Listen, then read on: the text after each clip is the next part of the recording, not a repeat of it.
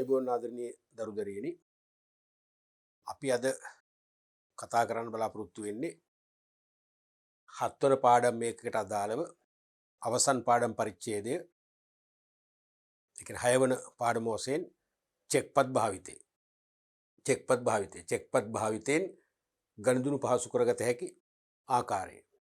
එතකොට මුදල් හා මූල්‍යායතන ඒකකයේ තුල ඔබ දිගටම පරිශීලනය කරපුවට මතක ඇති මම කෝ විභාගයට වැඩිපුරම බර තබන පරිච්ඡේදයක් කතා කරා. ඒ තමයි වාණිජ බැංකුවල සේවාවන්.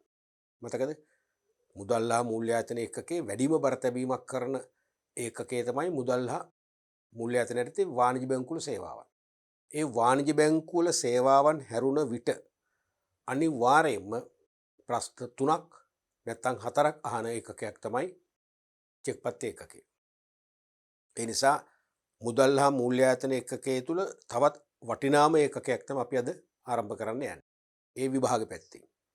දෙවනුව තමන්ගේ මුළු ප්‍රායෝගික ජීවිතයටම වැදගත් වන ඒකකයක් වෙනවා මේ චෙක්පත් පාඩම. හේතුව ඔබ තව වසර කිහිපයකින් ලංකාවේ විවිධ ශ්‍රේෂ්ඨවල ව්‍යාපාරිකව බවට පත් වී එහෙම නැත්නම් විවිධ රැකියාවල නියුක්ත ගණකාධිකාරීවරු වෙයි. නැත්නම් වෙනත් කළමනාකරන දුර දරයි. ඒ මොන රැකියාව කළත් මොන ව්‍යාපාරය කරත් ඔබට අනිවාර්යයෙන්ම චෙක්පත් භාවිතයෙන් ඈත් වෙන්න බෑ. කැමති වුණත් අකමැති වුණත් චෙක්පත් එක්කම තමයි ඔබට වෘත්තිමය ජීවිත ගත කරන්න වෙන්නේ. එහෙමනම් එදාට ඒ වෘත්තිමය ජීවිතයක් ගත කරන ඔබට සහ රැකියා පරිසරයේ තුල රැකියාවක් කරන ඔබට අනිවාර්යයෙන්ම নানা ප්‍රකාරයේ චෙක්පත් භාවිතා කරන සිදු වෙනවා. විවිධ රේඛන සහිත චෙක්පත් භාවිතා කරන සිදු වෙනවා. අන්න එදාට මේ අද ඉගෙන ගන්න ඒකක අනිවාර්යයෙන්ම අතිශය වැදගත් ඒකකයක් බවට පත් වෙනවා. මම මේක හොඳටම දන්නේ. මම නම කියන්නේ නැහැ. මගෙන් ඉගෙනගත්ත දරුවෙක්. දැන් එයා මේ වන විට නියෝජ්‍ය පොලිස්පති කාර්යාලයක ලංකාවේ ප්‍රධාන නියෝජ්‍ය පොලිස්පති කාර්යාලයක ගණකාධිකාරීවරයෙකු වශයෙන් වැඩ කරනවා. එයා උපාධියත් කර සමත් වෙලා ඊට පස්සේ රජයේ ගණකාධිකාරී විභාගයට සමත් වෙලා මම හිතන්නේ අවුරුදු 10ක විතර සර්විස් එකක් තියෙන කෙනෙක්. තවමත් සමහර අවස්ථාවල කෝල් කරලා අහනවා චෙක්පත් සම්බන්ධ මගෙන් ප්‍රශ්න. ඒකෙන් මම හොඳටම දකිනවා ව්‍යාපාරයක් කළත් ඒ ව්‍යාපාරයක් කළත් ව්‍යාපාරයට අමතරව රැකියාවක් කළත් අනිවාර්යයෙන්ම චෙක්පත් භාවිතේ තමන්ගේ ජීවිතයෙන් ඈත් කරන්න බෑ. ඒ නිසා මේ අද අපි කතා කරන්න යන පාඩම විභාගයට වගේම ජීවිතයටත් වැදගත් කියන එක අමතක කරන්න එපා. පැහැදිලිනේ? එතකොට මේවා කිසිවක් කටපාඩම් කරන දේවල් නැහැ. කටපාඩම් කරන දේවල් නැහැ. පැහැදිලිවම. මේකෙත් අනිවාර්යයෙන්ම චෙක්පත් ඒකකයේ තුල විවිධ වූ සංකල්ප තියෙනවා. සහ නීති රීති. තේරුණාද? 1927 අංක 25 දරන විනිමය බිල් නීතියට අදාළව විවිධ නීති රීති ප්‍රතිපාදන තියෙනවා. ඒ වගේම විවිධ සංකල්ප තියෙනවා. ඒ සංකල්ප සහ නීති රීති විනිවිද භාවයෙන් යුතුව දැකලා තර්ක කරලා තේරුම් ගන්නව හැරෙන්න කටපාඩම් කරන දෙයක් මෙතන මේ ඒකකයේ තුල නැහැ. ඒ නිසා කටපාඩම් කිරීමෙන් තොරව විභාගයටත් ජීවිතයටත් මේ ඒකකේ සම්බන්ධ කරගත්තොත් මම හිතනවා කිසිම ගැටලුවක් වෙන්නේ නැහැ ඔබට ඉදිරියේදී. පැහැදිලිනේ? අපි බලමු මුලින්ම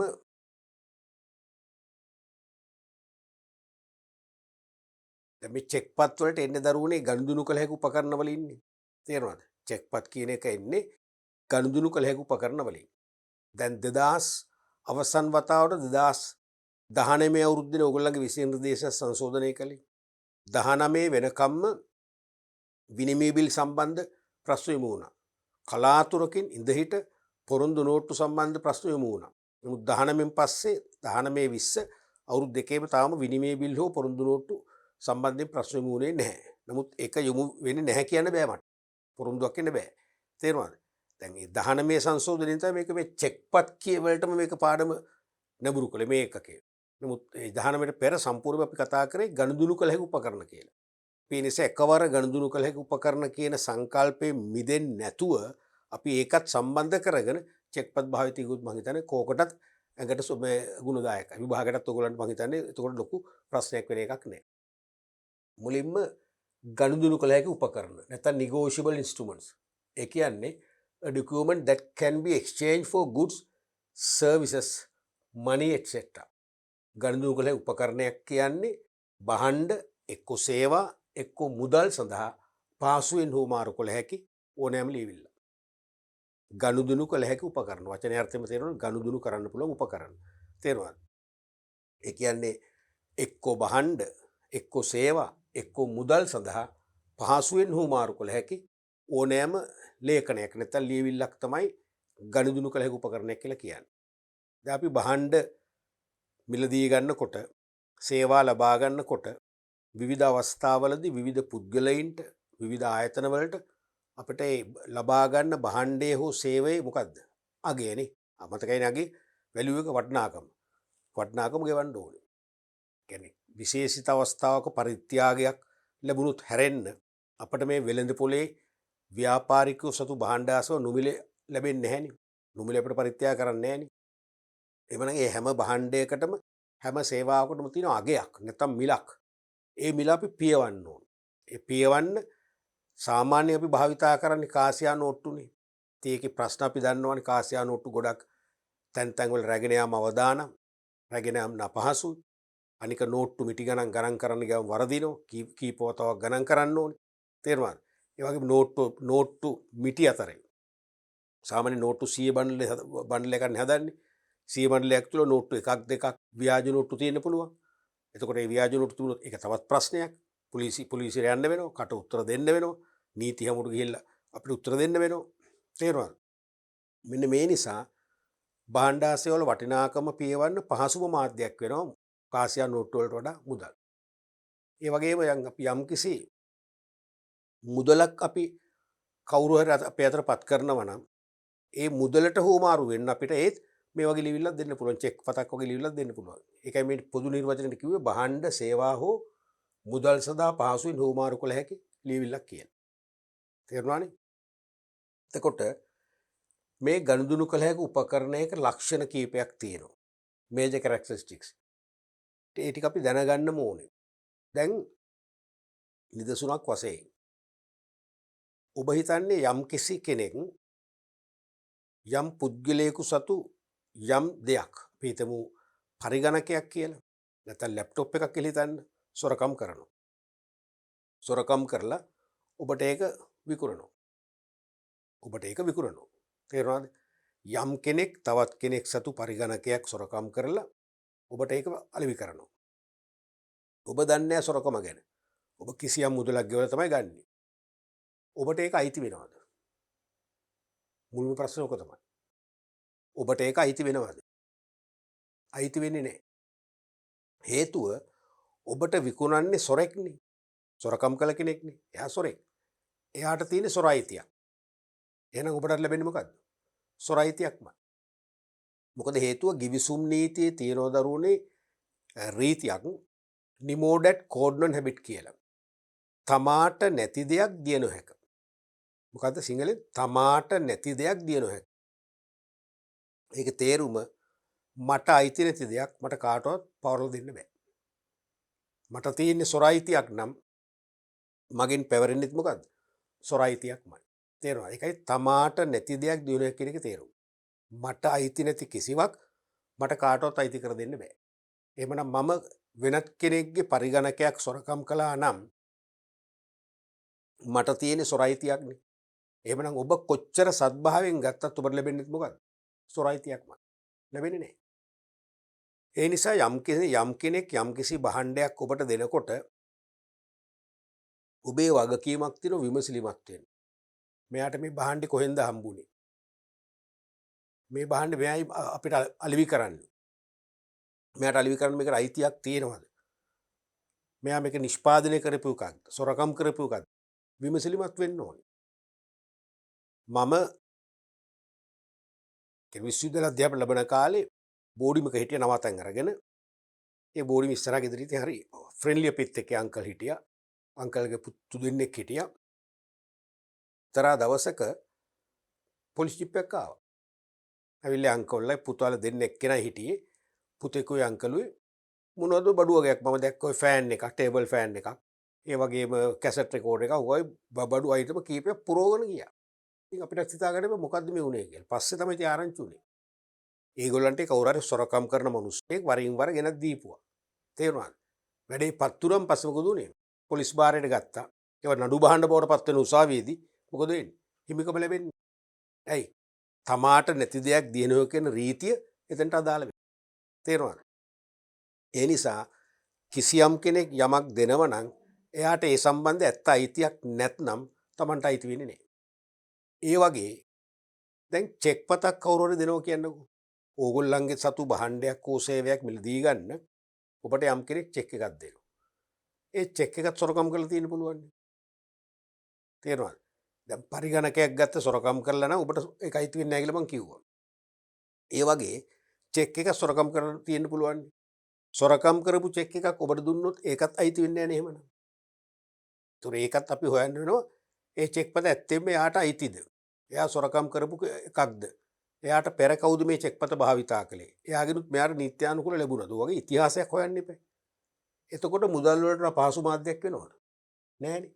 භාණ්ඩ සේවා හෝ මුදල් සඳහා පහසුවෙන් හුමාරු කළ හැකි මාධ්‍යයක් වෙන්න නම් පහසුවෙන් හුමාරු කළ හැකි මාධ්‍යයක් වෙන්න නම් අනිවාර්යයෙන්ම මේ ඒ වගේ කරදර වෙන්න බෑනේ.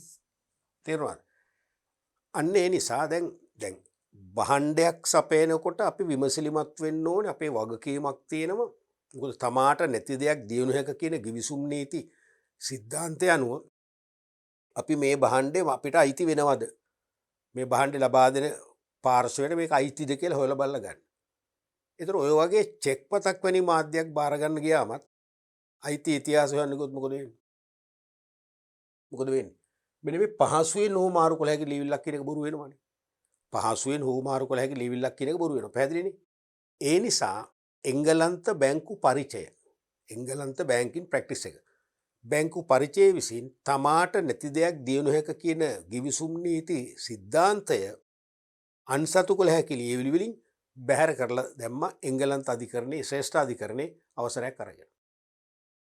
එංගලන්ත බැංකු පරිචය විසින් ශ්‍රේෂ්ඨ අධිකරණ දැනුම් දීලා ශ්‍රේෂ්ඨ අධිකරණ අනුමැතිය ඇතුව තමාට නැති දෙයක් දිය නොහැක කියන ගිවිසුම් නීති සංකල්පය අන්සතු කළ හැකි ලියවිලි වලින් බැහැර කරා. ඒක ඒ නිසා තමාට නැති දෙයක් දිය නොහැක කියන සංකල්පය අන්සතු කළ හැකි ලියවිලි වලට අදාළ වෙන්නේ නැහැ. මොකද ඒක අදාළ වුණා නම් භාණ්ඩ සේවා හෝ මුදල් සඳහා පහසුවෙන් හෝමාරු කළ හැකි ලියවිල්ලක් කියන අර්ථකථනය අනිවාර්යයෙන්ම යථාර්ථයක් වෙන්නේ නැහැ. ඒක බොරුවක් වෙනවනේ. තේරෙනවද? ඒකේ යන්නේ මෙන්න මේ නිර්වචනයේ අර්ථය යථාර්ථවාදී අර්ථයක් බවට පත් කරගන්න තමයි එංගලන්ත බැංකු පරිචය ඒ තමාට නැති දෙයක් දිනනවා කියන රීතිය අයින් කරේ. ඒ නිසා මේ චෙක් පත් වලට මේක අදාළ නැහැ. දැන් චෙක් පතක් මට දෙන්නේ කවුරු හරි සොරකම් කරපු කෙනෙක් නම් ඒක මට ප්‍රශ්නයක් නෑ. මම මේ සොරකම ගැන නොදැනගන්නව නම් මට චෙක් පත අයිති වෙනවා. දැන් ඔබට කවුරු හරි මුදල් නෝට්ටුවක් ව්‍යවහාර මුදල් නෝට්ටුවක් දෙනකොට ඔබ අහනවද මේ නෝට්ටුව කාගේද? ඔයාට මේක අයිතිද? ඔයාට කොහෙන්ද මේක ලැබුණේ? ඔයාට ඉස්සෙල්ලා කවුද මේක පාවිච්චි කරේ? අහනවද? අපිට අවශ්‍ය නැහැ. මොකද නෝට්ටුවක නම් ගම් මොකුත් නැහැ. කාටවත් හිමි කරලා දෙන්නේ නැහැ පුද්ගලිකව. නෝට්ටුවනේ දැල්ලේ හුමාරු කරන්න පුළුවන්. එහෙනම් නෝට්ටුවක් අපි ගන්නකොට හොරෙක්ගෙන් පවා අපි දන්නවා මෙයා මේ අපිට මේ දෙන මිනිස්සයා ලංකාවේ නම් දරු හොරෙක්. ඒක අපි දන්නවා. ඒක අපට අදාළ නැහැ. හොරෙක් වුණත් නැත්තම් හොරෙක් නොවන අවංක පුද්ගලයෙක් වුණත් නෝට්ටුවක් අපිට බයනතු ගන්න පුළුවන්. අන්න ඒ වගේ බියක් සැකක් නැතුව නෝට්ටුවක් පවරා ගන්නාසේ චෙක්පත් වැනි අන්සතු කළ හැකි ලියවිලිත් අපිට පවරාගෙන හිමි කරගන්න නිදහස් තියෙන්න ඕනේ.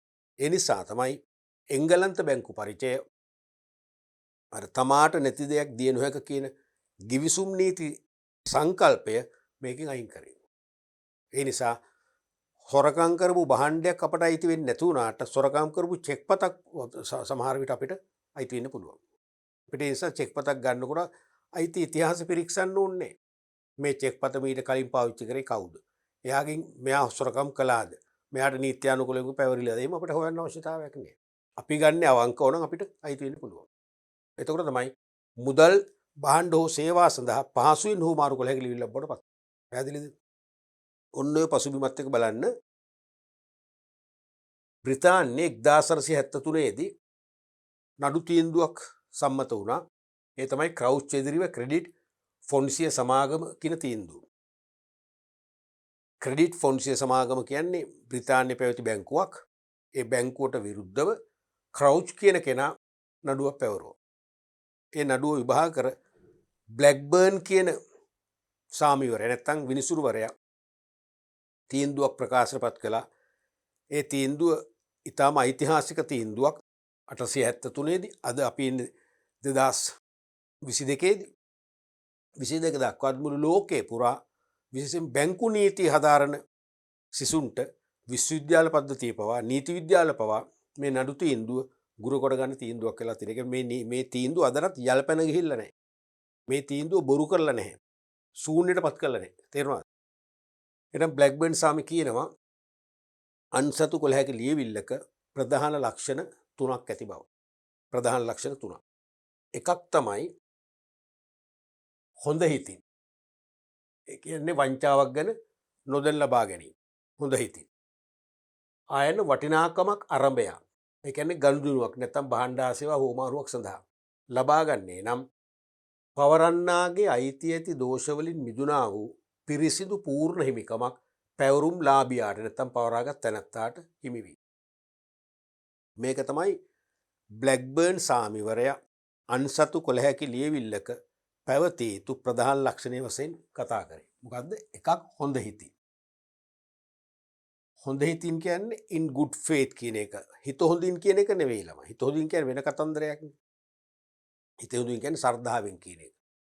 දැන් අපි ස්වාමින් වහන්සේලාට දානයක් පිරනමනේ ශ්‍රද්ධාවෙන්. දවල්ට අපි දානයක් දීලා රාත්‍රියේ ස්වාමින් වහන්සේලාගෙන් අපි රාත්‍රී භෝජන සංග්‍රහයක් අපේක්ෂා කරන්නේ නැහැ නේ. ඒක එතනින් ඉවරයි. ශ්‍රද්ධාව. හොඳ හිතින් කියන්නේ ඒකයි. තේරුණාද? සෝරි, හිත හොඳින් කියන්නේ. හිත හොඳින්.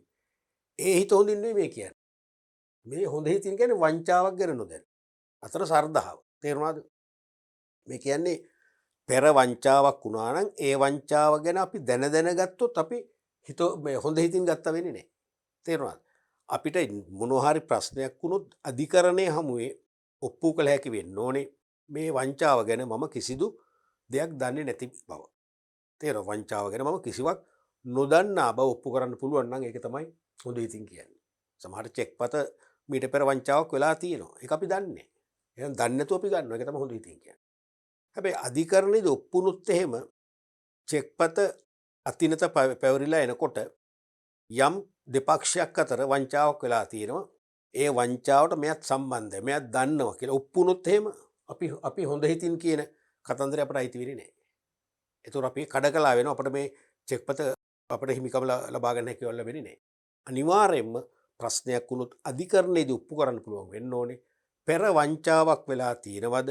ඒ බව අපි නොදැනයි ගත්තේ කියන එක. ඒක තමයි හොඳ හිතින් කියන්නේ. පැහැදිලිද? දෙවෙනි එක තමයි වටිනාකමක් අරඹය. for value කියන එක. ඒ කියන්නේ ගනුදෙනුවක් සඳහා. භාණ්ඩා සේවා හෝමාරුවක් සඳහා. තෑග්ගක් සඳහා නොවේ. සරලම දේ ඕක මේ වටිනාකමක් අරඹය කියන එකේ තේරුම ගනුදෙනුවක් සඳහාම වෙන්න ඕන. ගනුදෙනුවක් සඳහා. නැත්නම් භාණ්ඩා සේවා හෝමාරුවක් සඳහා. ලබා ගන්නේ නම් තේරෙනවද? එන එකක් හොඳ හිතින් වංචාවක් ගැන නොදැන ලබා ගන්න ඕන. දෙවැනි එක වටිනාකමක් අරඹය ලබා ගන්න ඕන. වටිනාකමක් අරඹය කියන එකේ තේරුම ගනුදෙනුවක් සඳහා. භාණ්ඩා සේවා හෝමාරු ක්‍රියාවලිය සඳහා. ඒ කියන්නේ ත්‍යාගයක් සඳහාම නොවේ. තේරුණාද? පවරා ගත්තොත් පවරන්නාගේ අයිති ඇති දෝෂ වලින් මිදුණා වූ පිරිසිදු නැත්නම් පූර්ණ නැත්නම් නිර්ව්‍යාජ හිමිකමක් පැවරුම් ලාභියාට හිමි වෙනවා. ඕක තමයි ප්‍රධානම ලක්ෂණය. ඕක තමයි බ්ලැක්බර්න් සාමි ගනුදෙනු කළ හැකි බවේ සංකල්පයේ සාරය නැත්නම් ක්‍රීම් එක වශයෙන් හඳුන්වා දෙන්නේ. ගනුදෙනු කළ හැකි බවේ සංකල්පයේ සාරය නැත්නම් ක්‍රීම් එක වශයෙන් හඳුන්වා දෙන්නේ බ්ලැක්බර්න් සාමි ඕකයි. තේරුණාද? එතකොට මෙම අපූර්ව ලක්ෂණය ඊට අමතරව තවත් ලක්ෂණ දෙකක් හඳුන්වලා දීලා තියෙනවා. එතකොට මේක දැන් විශේෂයෙන් නැවත කියන්න ඕනේ ඔබ යම් කෙනෙක්ගෙන් චෙක් එකක් සොරකම් කරනවා කියන්නකෝ. ඔබට තියෙන සොර අයිතිය. ඒ කියන්නේ චෙක් එක සොරකම් කළේ ඔබ කාගෙන්ද? ඒ පුද්ගලයා හෝ ආයතනයේ පසුව දැනගෙන අධිකරණය හැමෝට ඔබ අරන් ගියොත් ඔබට අනිවාර්යයෙන්ම චෙක් පතේ වටිනාකම ආපහු දෙන්න වෙනවා.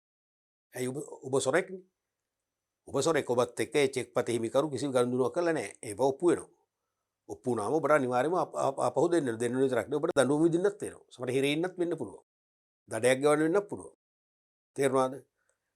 එහෙමනම් එවන් තත්ත්වයක් යටතේ ඔබෙන් ඒ චෙක්පත තව කෙනෙක් ගන්නවා.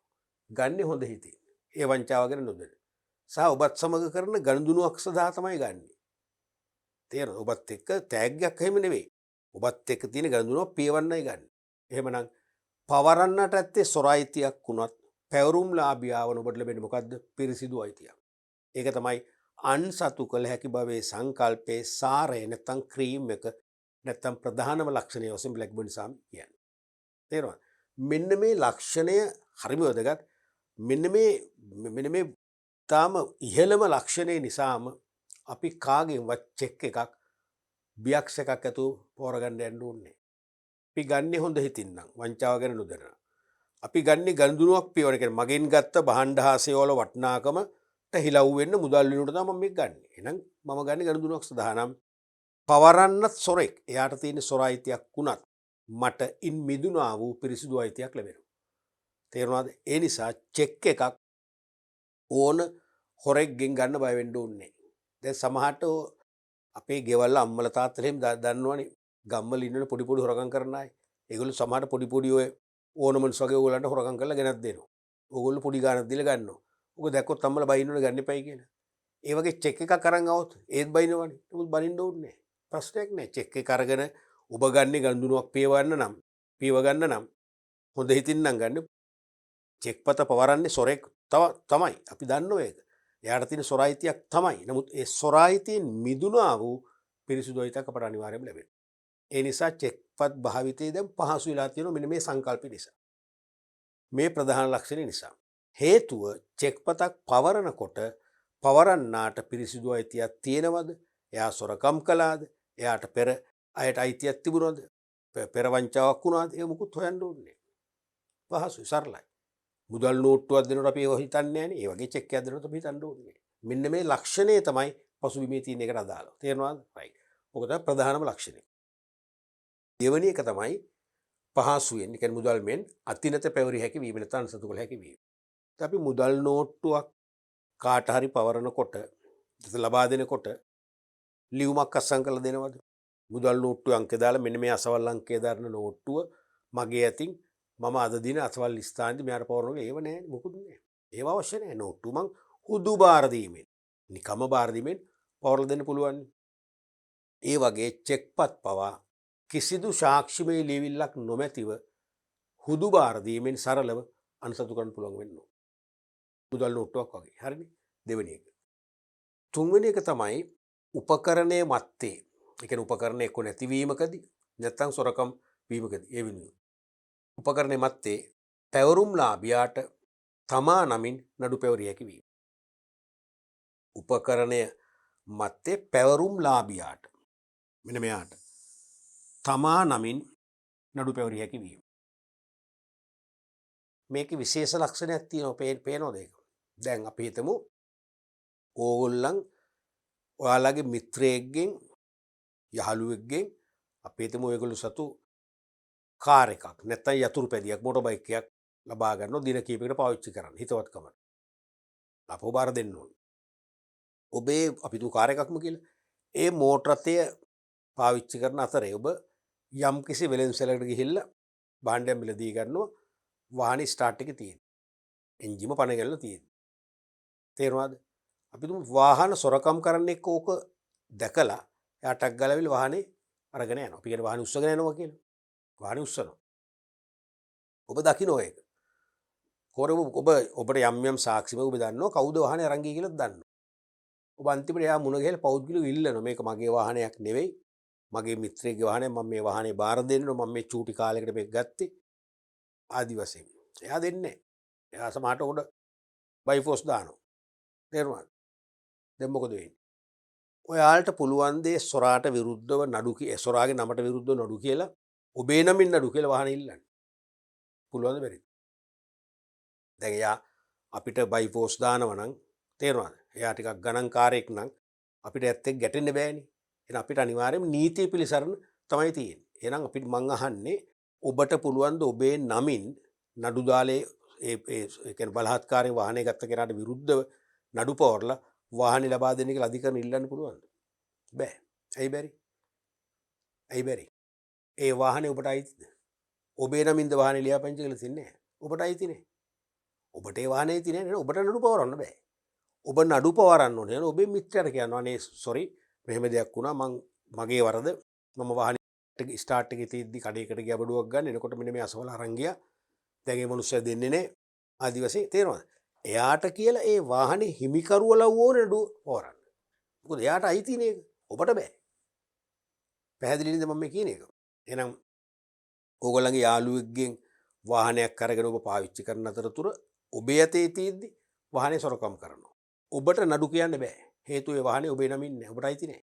ඔබට අයිති නැති දෙයක් සම්බන්ධව ඔබට නඩු කියන්න බෑ. නමුත් මෙතන පුළුවන්. ඔන්නක තමයි වෙනස. ඔන්නක තමයි වෙනස. මේකේ ප්‍රබලත්වය තේරෙනවද?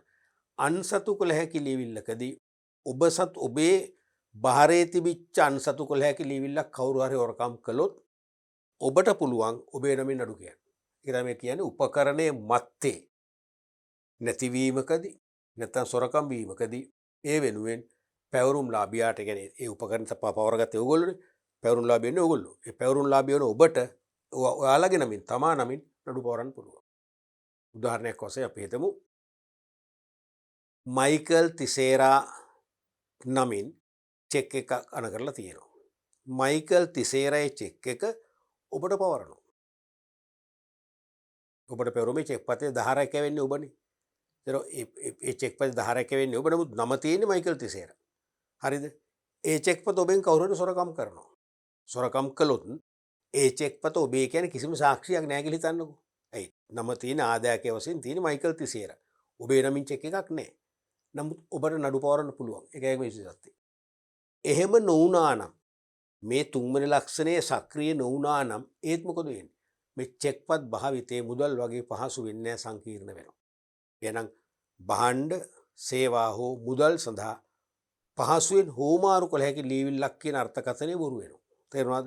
ඒ නිසා අපිට අද චෙක් එකක් තියෙනවා නම් ඒ චෙක් එකේ තියෙන මගේ නම නොවේ. වෙනත් කෙනෙක්ගේ නමක්.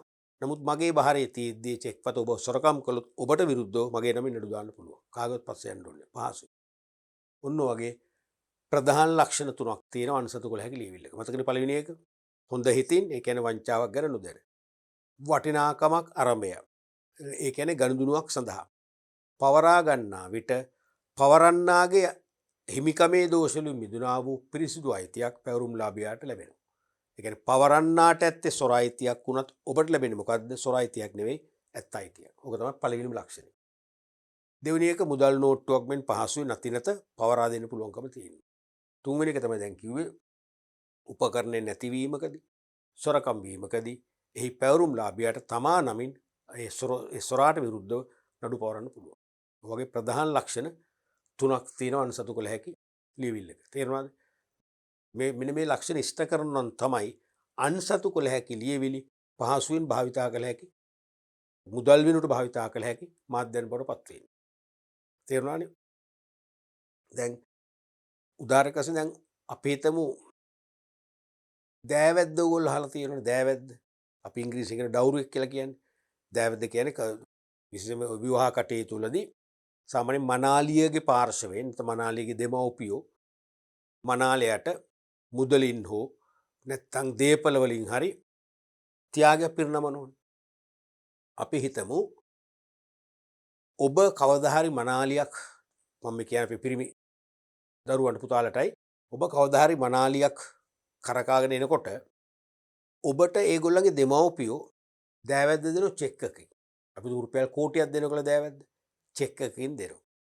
ඒ චෙක් එක මනාලිගේ තාත්තා සොරකම් කරපු එකක් කියන්නකෝ. තේරුණාද? මනාලිගේ තාත්තා ඒ චෙක් එක සොරකම් කරලා කෝටිය ඒ සොරකම් කරපු චෙක් එකෙන් තමයි දෑවැද්ද දෙන්නේ. එහෙම හිතන්නකෝ. එතකොට ඔය චෙක් එකේ සුළමුල දැන් චෙක් එක සොරකම් කරපු ගන්නේ හොයනවනේ ඉතින්. ඒ චෙක් පතේ සුළමුල හොයනකොට හොයාගෙන එනකොට අධිකරණ හැමෝට යන්න වෙනවනේ. යනකොට චෙක් පතේ අයිතිය ඔබට ලැබෙනවා. මොකද හිතන්නේ? ඔබේ මනාලියගේ දෙමව්පිය ඔබට දෑවැද්දට චෙක් එකක් දෙන රුපියල් කෝටියක්. හැබැයි ඒක සොරකම් කරපු එකක්. ඔබට අයිති වෙනවද? බලන්න මේ පළවෙනි ආදේශ කරලා ඔබ ගත්තේ හොඳ හිතින්. මොකද හොඳ හිතින් කියන්නේ?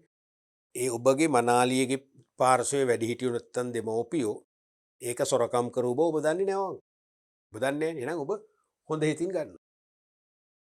පළවෙනි එක හරි. පළවෙනි කතාව ඉෂ්ට වෙනවා. දෙවෙනි එක වටිනාකමක් අරඹයාද ගත්තේ. ගනුදෙනුවක් සඳහාද ගත්තේ. ගනුදෙනුවක් සඳහාද ගත්තේ. නෑනේ. ඒක තෑග්ගක්. දෑවැද්දකින් දරුනේ තෑග්ගක් නේ. ඒක තෑග්ගක්. ගනුදෙනු නෑනේ එතන. දෑවැද්දත් ගනු මනාලියත් ගනු දෙනු නෑනේ. තේරුණාද? දෑවැද්දත් ගනු මනාලියත් ගනු. එහෙම නැත්නම් දෙනු නැහැනේ ගනු විතරයි. එහෙම නැත්නම් ගනුදෙනුවක් නෑ. පැහැදිලිද? එහෙමනම් ගනුදෙනුව කර නොවේයි ඔබ ඒක ගත්තේ ත්‍යාගයක් සඳහා. එහෙනම් ඒ චෙක් පත සොරකම් ඒ චෙක් පත ඔබට දුන්නේ ඒ මනාලිගේ පැත්තේ දෙමව්පියෝ නම් දෙමව්පියන්ට ඇත්තේ සොරයිතියක් නම් ඔබට ලැබෙන්නේ මොකද්ද? සොරයිතියක්. මොකද මේ පළවෙනි ලක්ෂණයේ මේ ගුණාංග දෙකම ඉෂ්ට වුණේ එකයි ඉෂ්ට වුණේ. අන්න ඒ නිසා මේ ගුණාංග දෙකම ඉෂ්ට වුණොත් තමයි ඔබට චෙක් පතක් අයිති. පැහැදිලිද? මම හොඳ උදාහරණයක් කිව්වේ. හොඳයි අපි බලමු ඊළඟට examples for negotiable instruments. ගනුදෙනු කළ හැකි ලීවල් උදාහරණ කීපයක් තියෙන එකක් තමයි negotiable instruments recognized by statute. ඒ කියන්නේ ව්‍යවස්ථාවන්ට අනුව නීතීන්ට අනුව හඳුනගත්ත අන්සතු කළ හැකි ලීවිලි වර්ග තුනක් තියෙනවා. ඒ තමයි bills of exchange විනිමය බිල්, අනිත් එක පොරොන්දු නෝට්ටු, අනිත් එක චෙක් පත්. විනිමය බිල්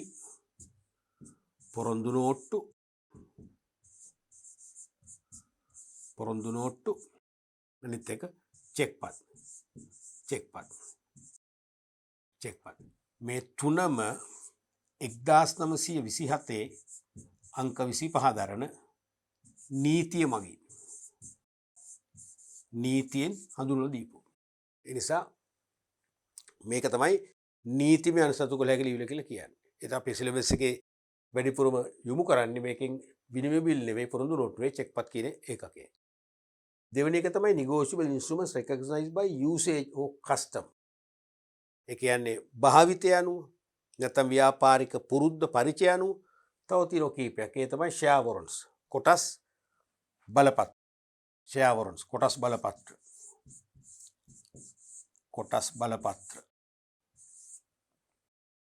dividend warrants ඒ කියන්නේ ලාභාංශ බලපත්‍ර. bankers draft බැංකු අනකර.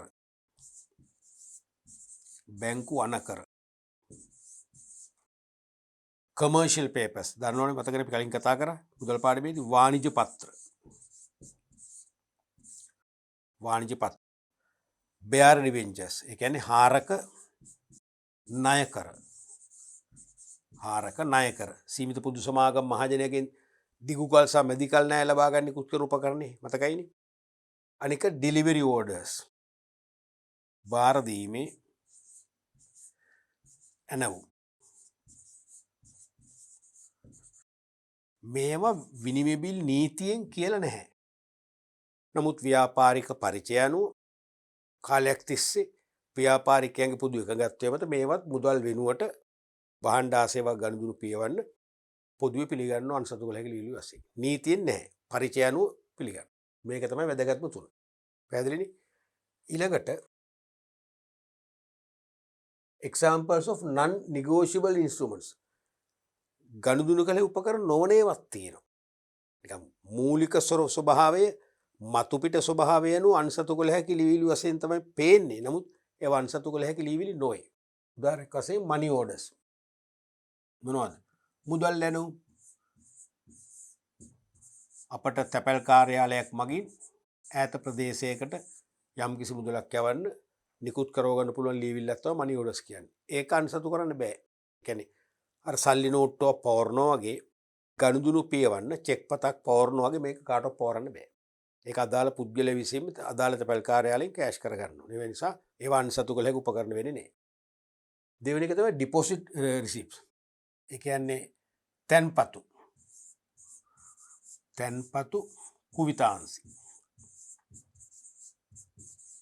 තැන්පතු කුවිතාංශි. ඒ කියන්නේ බැංකුවක අපි විශේෂයෙන්ම ස්ථාවර තැන්පත් ගිණුම් වල මුදල් තැන්පත් කරනවානේ. ස්ථාවර ගිණුමක් ඕපන් කරලා මුදලක් තැන්පත් කරාම බැංකුවේ සහතිකයක් දෙනවා. ඒකත් අපේ නමින් තියෙන. ඒකත් කාටවත් අන්සතු කරන්න බෑ. තේරුණාද? ඊළඟට ෂෙයා සර්ටිෆිකේට් කොටස් සහතික කොටස් බලපත්‍රය පුළුවන් කොටස් සහතිකේ බෑ. සමාගම්වල කොටස් දී ගත්තම ලැබෙන කොටස් සහතිකේ අන්සතු කරන්න බෑ. අනික ඩොක් වොරන්ට්ස් ඒ කියන්නේ වේදිකා බලපත්‍ර ඒ කියන්නේ නැව්ගත කරන්න බහන්ඩ තොගයක් අපි රේගුවට බාර දෙනකොට රේගුවට බාරගත්ත කියලා දෙනවන් සහතිකය අන්න ඒකත් අන්සතු කරන්න බෑ. ඊළඟට පෝස්ටලුස් ලංකාදේම ක්‍රියාත්ම කරන්න පොස්ලෝඩස් තැපැල් ඇනවු මුදල් ඇනුම් වගේම තැපැල් කාරයාල මගින් තිබුණේ තැපැල් ඇනුම්. දැන් ලංකාවේ මේක දැන් නැහැ. නවත්තලා තියෙන. විදේශවල තියෙනවා. මේ එකක්වත් මූල්‍යමය අගයක් තියෙන ලේඛන තමයි මූල්‍යමය ලියවිලි තමයි. නමුත් ගනුදෙනු පේවන්න මුදල් වෙනුවට චෙක්පත් වගේ භාවිතා කළ හැකි උපකරණ නොයි. පැහැදිලිනේ? රයිට්. ඊළඟට අපි කතා කරන්න බලාපොරොත්තු වෙනවා මේ අන්සතු කළ හැකි ලියවිලි වල විෂය නිර්දේශය අනුව උසස් පෙළ ව්‍යාපාර දිනේදී 95.5%ක්ම 96%ක්ම කතා කරන් තියෙන එකක තමයි චෙක්පත්. ප්‍රායෝගික ඔබ කවදා හරි ව්‍යාපාර ලෝකයේ කොටස්කරුව වෙනකොට වෘත්තිමය වශයෙන් ඔබ ගණකාධිකාරීවරු වෙනකොට හෝ වෙනත් රැකියාවල නියුක්ත සේවාදායකින් වන විට ඔබට ප්‍රායෝගිකව පවා වැදගත් වෙනවා කියලා මම මුලින්ම කිව්වේ මෙන්න මේ එකක චෙක්පත්. A bill of exchange drawn on a banker payable on demand. චෙක්පතක් නිර්වචනය කරන විදිහටයි. A bill of exchange drawn on a banker payable on demand. මොකද ඒ කියන්නේ? විනිවිද නීති 73 වන වගන්ති අනුව චෙක්පතක් කියන්නේ ඉල්ලූ විට ගෙවී යුතු බැංකු කරුවෙකු වෙත ලියා ඇති නැත්නම් අනකර ඇති විනිමය බිල. බොහොම සරල නිර්වචනයක්. විනිමය බිල් නීතිය. දැන් ලංකාවේ චෙක්පත් ඇතුළු අන්සතු කළ හැකි ලියවිලි සම්බන්ධයෙන් ප්‍රතිපාදන පනෝපු එකම නීතිය තමයි 1927 අංක 25 දරන විනිමය බිල් නීතිය. 1882 බ්‍රිතාන්‍ය විනිමය බිල් ආඥාපනත පදනම් කරගෙන නැත්නම් ඇත්තටම අපි කිව්වොත් අමුම කොපි කරගෙන අපේ ලංකාවට ගැලපෙන විදිහට හදාගත්ත නීතිය තමයි 1927 අංක 25 දරන විනිමය බිල් නීතිය. ඒ නීති 73 වන වගන්තියෙන් චෙක්පතක් නිර්වචනය කරන්නේ මේ විදිහටයි. බැංකු කරුවෙකුට අනකර ඇති ඉල්ලූ විට ගෙවිය යුතු විනිමය බිල මාරුවට ප්‍රශ්නයක් නැහැ. බැංකු කරුවෙකුට අනකර ඇති ඉල්ලූ විට ගෙවිය යුතු විනිමය බිලක්. දැන් සමහර දරුවෝ මම දන්නවා මේව යම් පොත්වලින් අරගෙන ඉගෙන ගන්න චෙක්පතක් කියන්නේ යම්කිසි බැංකුවක ජංගම ගිණුම් හිමියෙකු විසින් නිශ්චිත මුදලක් පියවීමට ඒ කතන්දර එපා. දැන් ඔබ උසස් පෙළ ළමයිනි සරසවි පිවිසුම් පෙළ ඔබ ඉන්නේ. සරසවි පිවිසුම් පෙළ නම් ඔබ අනිවාර්යයෙන්ම චෙක්පත් සම්බන්ධ නීතිය ගැන අවබෝධයක් තියෙන්න ඕන. ඒ නීතිය දෙන අර්ථකථන වලට ඔබ නැඹුරු වෙන්නට ඕන. පැහැදිලිද? එhmenan චෙක්පතකින් අපි අනක් කරන්න ළමයි. ඉල්ලීමක් නෙවෙයි. චෙක් එකකින් කරන්නේ අපි අනක්. නියෝගයක්. මොකද්ද? බැංකු කරුවෙකුට. බැංකු කරුවෙකු වෙත ලියා ඇති නැත්නම් අනකර ඇති. බැංකුවකට ලිඛිතව අනක් කරනවා නිශ්චිත මුදලක් නිශ්චිත පුද්ගලයෙකුට හෝ එයාගේ විධානය කරන කෙනාට හෝ හාරකයාට දරාසින කෙනාට ගෙවන්න කියලා. අනික ඉල්ලු විට ගෙවිය යුතු. ඒ කරන නියෝගය අදාළ නම් කරන පුද්ගලයා හෝ ධාරකයා හරි ඉල්ලුවම ගෙවන්න ඕන. බැංකුවට කියන්න බෑ දැන් සල්ලි නැහැ. හෙට එන්න. එහෙම නැත්නම් තව සතියකින් ගෙවන්නම් ඒව මුකුත් කියන්න බෑ. ඉල්ලුවාම ගිණුමේ සල්ලි තියෙනවා නම් ගෙවන්නට ඕන. ඒක ඉල්ලුවට ගෙවිතු කියන්නේ. තේරෙනවද? payable on demand. අනිත් එක විනිමය බිලකි. නම් බැංකුවකට අන කරපු බැංකුවෙන් ඉල්ලුවාම බැංකුව මුදල් ගෙවන්න බැඳලා ඉන්න විනිමය බිලක් තමයි චෙක්පතක් කියන්නේ. එහෙනම් මේ නිර්වචන ඊටාම කෙටි. ඊටාම සරලයි. ඊටාම අපැහැදිලි. ඒකත් කියන්නේ තේරෙනවද? මේ නිර්වචන ඊටාම කෙටි. ඊටාම සරලයි. ඊටාම අපැහැදිලි. ඇයි අපැහැදිලි කියන්නේ? දැන් මේක කෙටිනේ. බැංකු කරුවෙකුට අන කරපු ඉල්ලූ විට ගෙවිය යුතු විනිමය බිලක්. කෙටි සරලයි. අපැහැදිලි කියන්නේ දරුවනේ. විනිමය බිලක් කියන්නේ මොකක්ද? අන්න දන්නේ අපි. එහෙනම් චෙක් පතක් කියන එක තේරුම් ගන්න නම් අපි විනිමය බිලක් කියන්නේ මොකක්ද කියලා අවබෝධයක් තියෙන්නට ඕන. නමුත් විනිමය බිල් කියන එකත් මහා ගැඹුරු සංකල්පයක් නෙවෙයි. විනිමය බිල් නීති මර්ථකථනය කරලා තියෙනවා නිශ්චිත මුදලක් නිශ්චිත පුද්ගලයෙකුට හෝ විධානයට හෝ ධාරකයාට නිශ්චිත හෝ නියම කරගත හැකි අනාගත දිනකදී ගෙවිය යුතුයි නියම කරමින් දෙන තැනැත්තා විසින් අත්සන් තබා එක් අයෙකු විසින් තවත් අයෙක් අමතා නිකුත් කරන කොන්දේසි විරහිත ලිඛිත නියෝගයක් බවට. ඒක අර්ථකථනය දිග වුණාට ලොකු නැහැ. හිතන්න මම ඔබට බහන්ඩ තොගයක් ණයට විකුණනවා. මම කවුද දරුවනේ? කියන්නේ මම කවුද? මම ණය හිමියා. මම ණය හිමියානේ. ඔබ කවුද? කවුද ඔබලා? ඔබලා ණය ගැතියෝ. ඇයි ඔබලා මගෙන් ගත්ත බඩුවල වටිනාකම ගෙවන්න ඔබ බැඳලා ඉන්නවා. එහෙමනම් මමනේ ණය හිමියා. ඔබ සල්ලි ගෙවුවේ නැත්තම් පාඩුව මට නෙවෙන්නේ. ඒ නිසා මම විනිමය බිලක් අණ කරනවා. අණ කරලා කියනවා මගෙන් ලබාගත් භාණ්ඩ ආසවල වටිනාකම යම් කිසි දිනකදී අසවල් දිනකදී එක මාස දෙකකින් මාස දෙකකට පස්සේ හරි මට හරි නැත්නම් මම නම් කරන කෙනාට හරි ගෙවන්න කියලා මම ලිඛිතව විධානයක් කරනවා. එච්චරයි. ඒක තමයි විනිමය බිලක් කියන්නේ. එහෙනම් චෙක් පතක් කියන්නේ විනිමය බිලක්ම තමයි. එකම දේ විනිමය බිලකදී බැංකුවක් සම්බන්ධ වෙන්නේ නැහැනේ. නමුත් චෙක් පත කියන්නේ බැංකුවක් සම්බන්ධ වෙනවා. බැංකුවකින් තමයි චෙක් පත් අපිට මුද්‍රණය කරලා පො අපේ අතට දෙන්නේ. දුන්නම අපි තමයි නියෝගය දෙන්නේ. මෙන්න මේ නිශ්චිත මුදලක් අසලවට ගෙවන්න කියලා. තේරෙනවද? ඒ නිසා විනිමය බිලක චෙක් පතක් නිර්වචනය කරන්න આવුත් විනිමය බිලක නිර්වචනය මෙතන සම්පූර්ණයෙන්ම ගන්න එපා. තේරෙනවද? අපි දැන් දන්නවා විනිමය බිලක් කියන්නේ ණය හිමියෙක් ණය ගැතියෙකුට නිශ්චිත මුදලක් ගෙවන්න කියලා ලිඛිතව දෙන නියෝගයක්. ඉතින් ඒ නියෝගයක්ම තමයි මේකත්. එකම වෙනස ඒක සාමාන්‍ය ව්‍යාපාරිකයෝ අතරට ක්‍රියාත්මක වෙන්නේ නැති එකක්. මොකද බැංකුවක් සම්බන්ධයි. දැන් විනිමය බිල් බැංකු වලින් බැහැරව සාමාන්‍ය පුද්ගලයෝ සහ ව්‍යාපාර අතර හුවමාරු වෙන එකක් නේ. මේක එකම දේ බැංකුවක් සම්බන්ධ වෙනවා. එච්චරයි වෙනස. එහෙනම් ඉල්ලූ විට ගෙවිය යුතු බැංකු කරුවෙකුට අණ කර ඇති විනිමය බිලක් තමයි චෙක් පතක් කියලා කියන්නේ. ඊළඟට චෙක්පත් මගින් ගනුදෙනු කිරීමට පෙර සපුරාගත යුතු අවශ්‍යතා. දැන් සෑම පුද්ගලයෙකුටම චෙක්පත් ගනුදෙනු කරන්න පුළුවන්ද? ඕනෑම කෙනෙකුට චෙක්පත් ගනුදෙනු කරන්න පුළුවන්ද? ඔය ප්‍රශ්නේ මම මගේ ෆිසිකල් ක්ලාසස් වල ඇහුවම හැම අවුරුද්දම ළමයි කියනවා බෑ කියලා. ගොඩක් අය කියන්නේ බෑ කියලා. 90%ක්ම කියන්නේ බෑ කියලා. බෑ නෙවෙයි පුළුවන්. ඕනම කෙනෙකුට චෙක්පත් ගනුදෙනු කරන්න පුළුවන්. ඒ බෑ කියන්නේ මොකද්ද? ඕනෑම කෙනෙකුට චෙක්පත් නිකුත් කරන්න පුළුවන්ද? අන්න ඒක බෑ. ඔය ප්‍රශ්න දෙකක් මම අහන්නේ. පටල ගන්න එපා. ඕනම කෙනෙකුට චෙක්පත් නිකුත් කරන්න බෑනේ. චෙක්පත් නිකුත් කරනවා නම් අනිවාර්යයෙන්ම වාණිජ බැංකුවක ජංගම ගිණුමක් ආරම්භ කරලා තියෙන්න ඕනේ. එයා කරන්ට් account holder කෙනෙක් වෙන්න ඕනේ. නැත්නම් ඉල්ලුම් තන්පතුවක අයිතිකරුවෙක් වෙන්න ඕනේ. එහෙම අයට තමයි බැංකුවෙන් චෙක් පොතක් නිකුත් කරන්නේ. ඒ චෙක් පොතේ චෙක් මත තමයි අපි සල්ලි ගෙවන්න කියලා නියෝග දීලා අපි අණ කරන්නේ. ඒ චෙක් පොතේ චෙක්පත් මගින් තමයි අපි ගිණුමේ සල්ලි ආපසු ලබා ගන්න. ගෙවීම් පේවන්න. හරිද? එහෙනම් චෙක්පත් අණ කරන්න නිකුත් කරන්න ගිණුමක් ජංගම ගිණුමක් ඕනේ. චෙක්පත් ගනුදෙනු කරන්න ගිණුමක් අවශ්‍ය නැහැ. දැන් දරුවෝ ඔබ තාම උසස් පෙළ ළමයි. උසස් පෙළ දරුවෝ. ඔබ තාම රැකියා කරන්නේ. මට ලැබිච්ච රුපියල් 10000ක චෙක් එකක් තියෙනවා.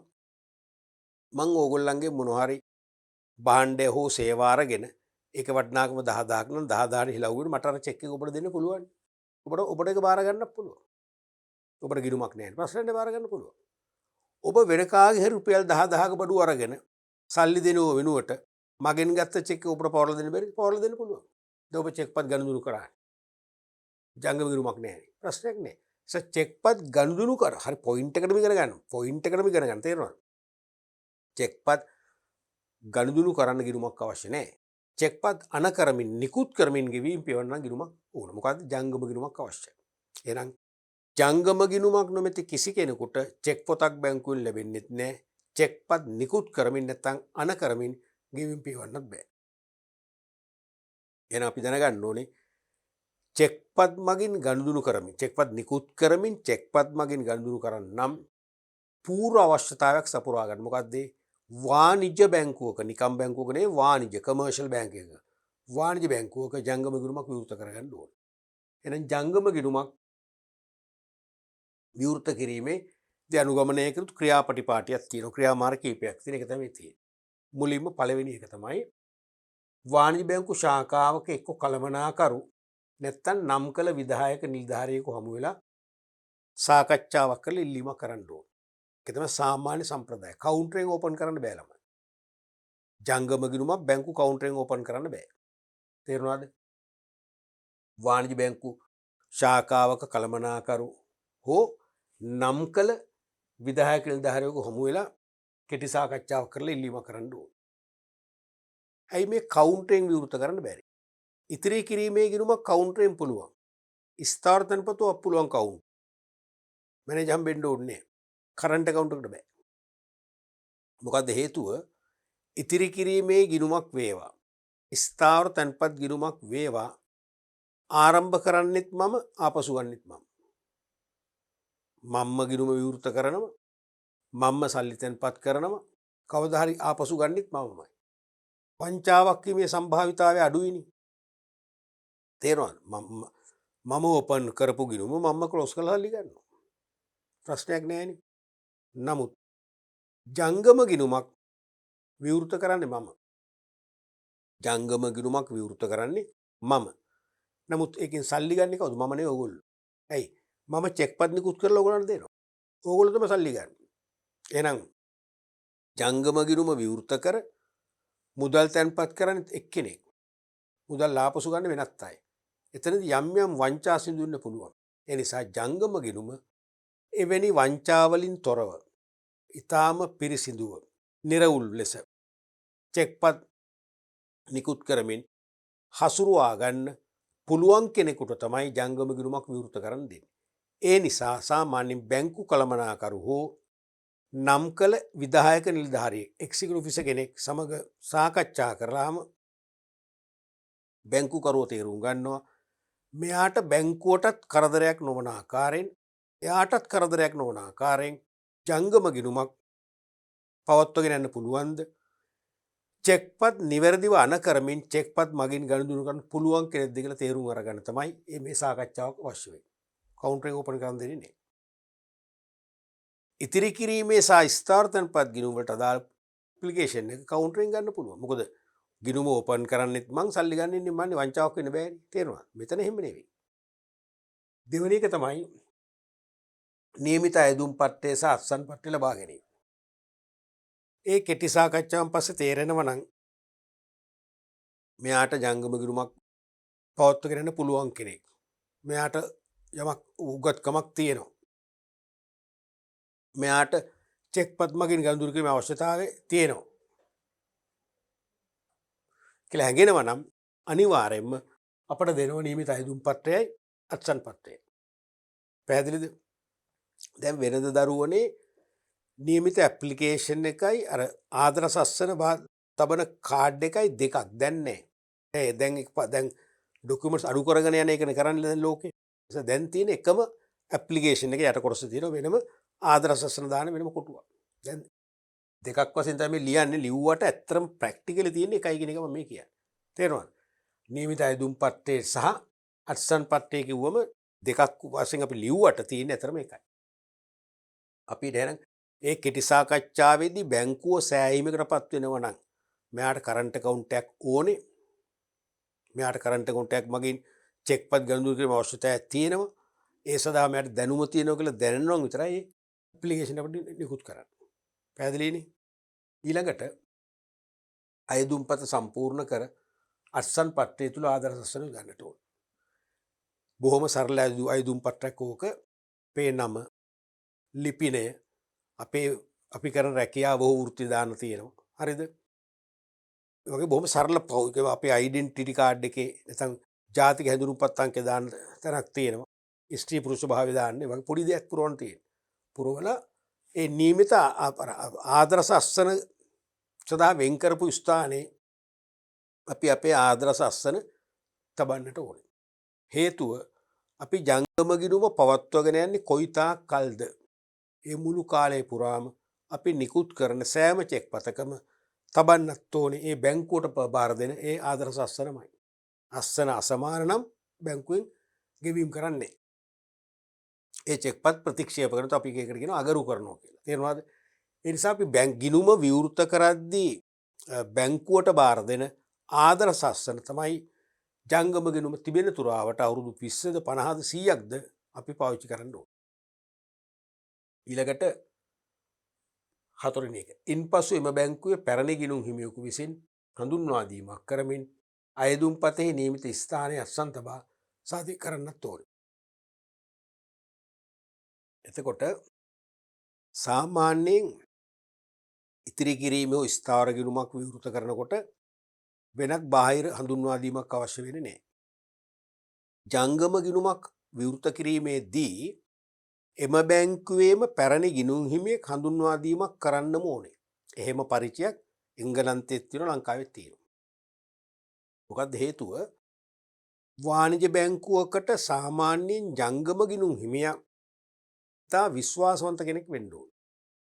මොකද ඉතිරි කිරීමේ සහ ස්ථාවර ගිණුම් වලදී ඒ ගිණුම් හිමියන්ගෙන් බැංකුවට නීතිමය අපහසුතාව මුකුත් ඇති වෙන්නේ නැහැ.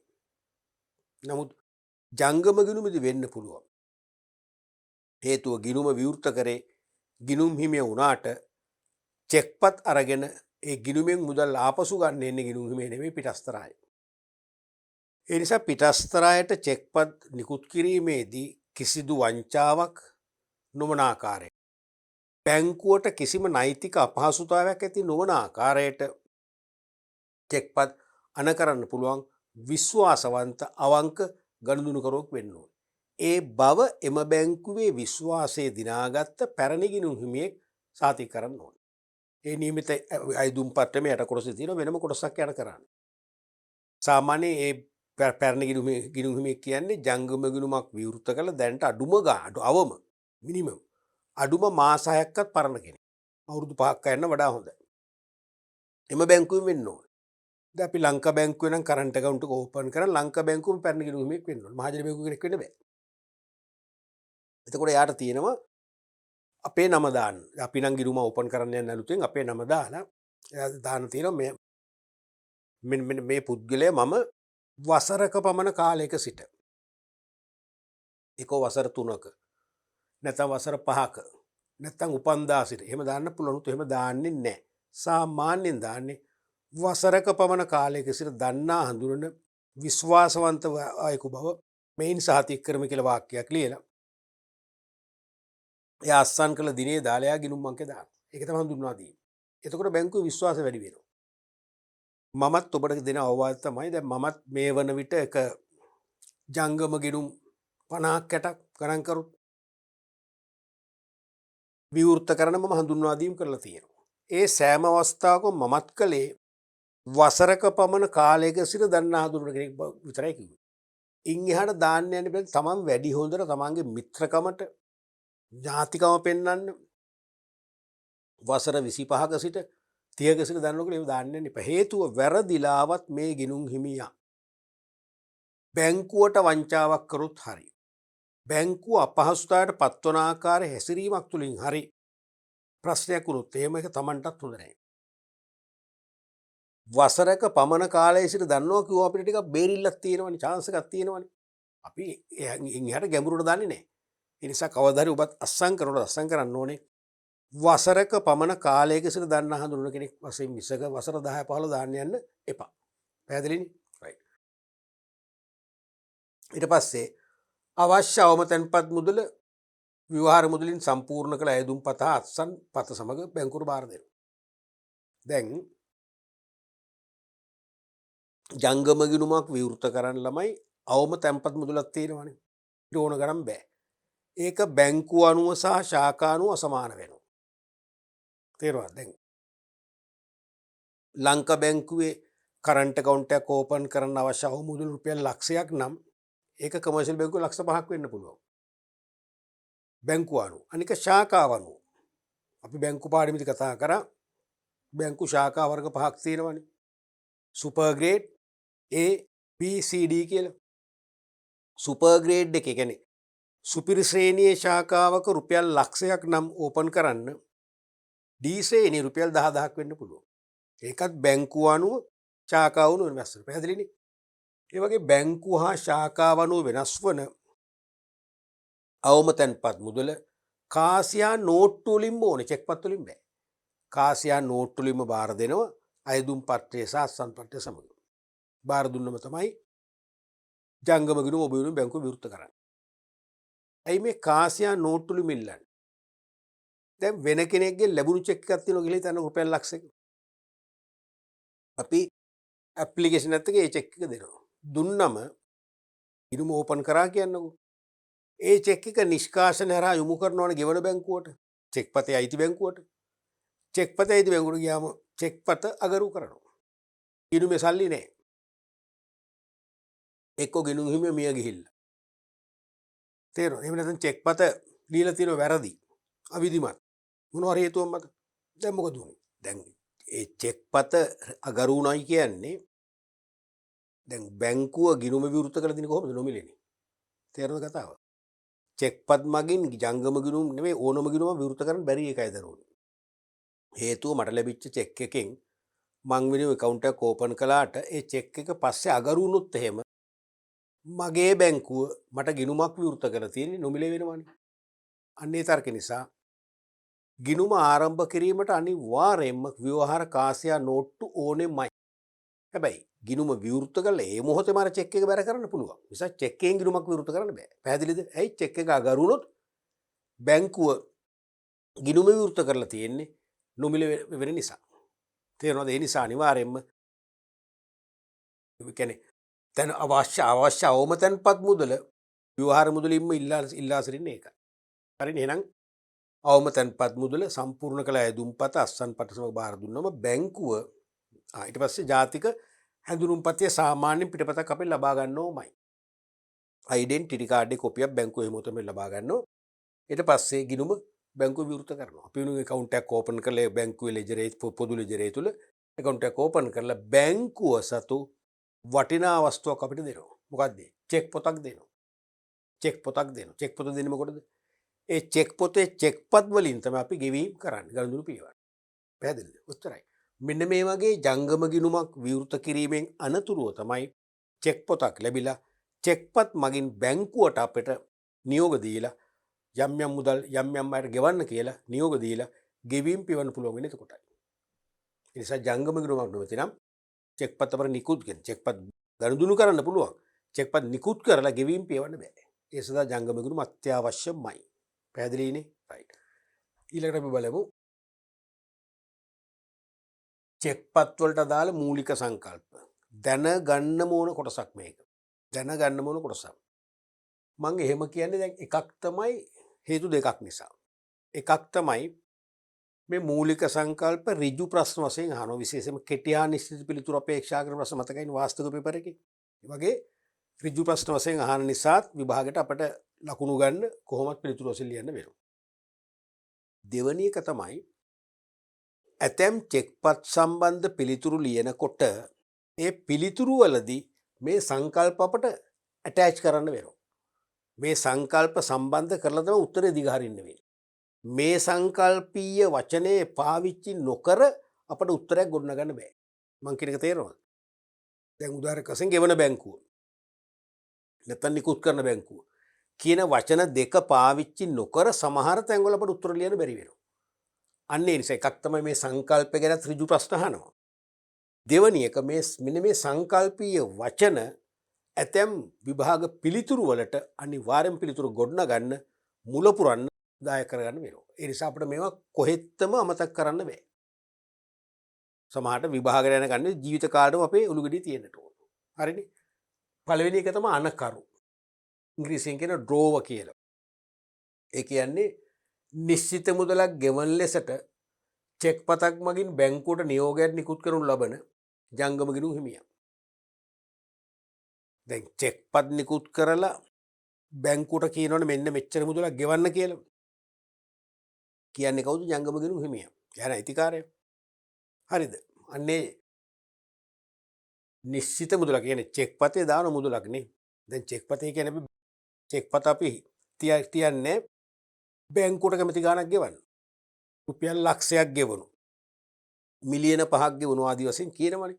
එහෙනම් නිශ්චිත මුදලක් ගෙවන ලෙසට චෙක් පතක් මගින් බැංකුවට නියෝගයක් ලිඛිතව නිකුත් කරන කවුද? ජංගම ගිණුම් හිමියා තමයි අනකරු කියන්නේ. එයා තමයි ප්‍රබලම සාධක ප්‍රබලම භූමිකාව තියෙන එයාගේ අතේ. මොකද එයා කිව්වොත් එහෙම ගෙවනු කියලා බැංකුව ගෙවන්න ඕන. තේරුණාද? එයා බැංකුවට කිව්වොත් ගෙවනු එපා කියලා බැංකුවට ගෙවන්නත් බලයක් නැහැ. මොකද එයාගේ සල්ලි එයාගේ ගිණුම. එහෙනම් එයා තමයි ප්‍රබලම භූමිකාවේ. දෙවෙනි එක තමයි අන ලදු බ්‍රෝවි. ඒ කියන්නේ මොකද බැංකුව? නිකුත් කළ චෙක් පතර ගෙවීමට බැඳී සිටින ජංගම ගිණුම පවත්වාගෙන යන බැංකුව හෙවත් නිකුත් කළ බැංකුව. දැන් මම මහජන බැංකුවේ කරන්ට් account එකක් ඕපන් කරලා චෙක් පොතක් අරගෙන මම චෙක් පත් මගින් ගෙවීම කරනවා. චෙක් පත් නිකුත් කරනවා. මම නමක් දාලා කියන මෙන්න මේ අපි නිමල්ට රුපියල් ලක්ෂයක් ගෙවනවා. චෙක් පතේ මම ලිඛිතව නියෝගයක් කරනවා. කාටද කරන්නේ? මගේ බැංකුවට මහජන බැංකුවට. එයා තමයි අනලදු කියන්නේ. ජංගම ගිණුම පවත්වාගෙන යන බැංකුව තමයි අනලදු බැංකුව. ඇයි අනලදු කියන්නේ? යාට චෙක් පතෙන් මුදල් ගෙවීමේ අන ලබන්නේ එම බැංකුව නිසා. කටපාඩම් කරන්න එපා. පැහැදිලිද? ඔබ අනිවාර්යයෙන්ම මේව කිලිම උළුවට ගන්න මේ සංකල්ප. චෙක් පතකින් නිශ්චිත මුදලක් නිශ්චිත පුද්ගලයෙකුට ගෙවනු කියලා අනක් කරනවනේ. ඒ අන කරන්නේ කාටද? බැංකුවට. ඒ බැංකුව තමයි අනලදු. එනම් ජංගම ගිණුම් තියෙන බැංකුව. පැහැදිලිනේ? තුන්වෙනි එක තමයි ආදායකයා. පේයි. ආදායකයා. චෙක් පතෙහි වටිනාකම ලබා ගැනීමට ඒ මත නම් කර ඇති තැනැත්තා. චෙක් පතක වටිනාකම ලබා ගන්න ඒ මත නම් කරපු තැනැත්තා තමයි ආදායකයා කියන්නේ. අපි හිතමු අනුර තෙන්නකෝන්ට රුපියල් ලක්ෂයක් ගෙවනු. අනුර තෙන්නකෝන්ට රුපියල් ලක්ෂයක් ගෙවනු කියලා චෙක් පතක් අන කරනවා. එතකොට දරුවනේ හැම වෙලාවෙම චෙක් පතක නිශ්චිත මුදල ගෙවන්න කියලා නම් කරන පුද්ගලයා හෝ ආයතනය තමයි ආදායකයා වෙන්නේ. පැහැදිලිනේ? අනික දහරකය නැත්තම් හාරකයා. අපි ඉංග්‍රීසියෙන් කියනවා බෙයාර කියලා. මේක ඇත්තම කතාව මේ නියම වචනේ හාරකයා. නියම වචනේ හාරකයා.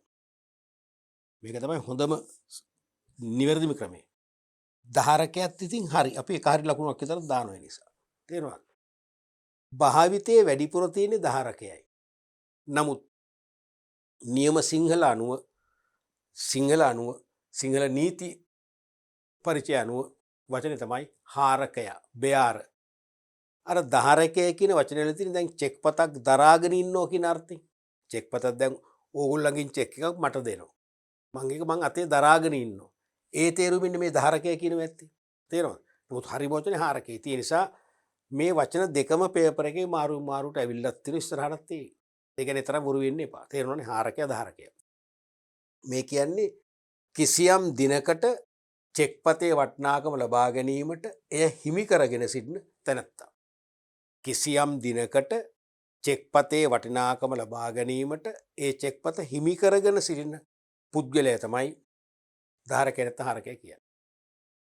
හිතන්නකෝ පිටමු රංජිත් පෙරේර කියලා කෙනෙක්ගේ නමින් චෙක් එකක් අන කරනවා. දැන් ආදායකයන දරුවනේ එයා. හරිද? එයා ඒ චෙක් එක ඔබට පවරනවා. ඔබෙන් ගත්ත භාණ්ඩ හාසය වල වටිනාකමට හිලව් වෙන ඔබට චෙක් එක පවරලා දෙනවා. දැන් චෙක් පත දරා ඉන්නේ කවුද? ඔබ. එහෙනම් ඔබ තමයි දහරකයන තරකයා වෙන්නේ. පැහැදිලිද? එතකොට මේ ආදායකයයි දහරකයයි නැත්නම් හාරකයයි දෙන්නම එක්කෙනෙක්ද?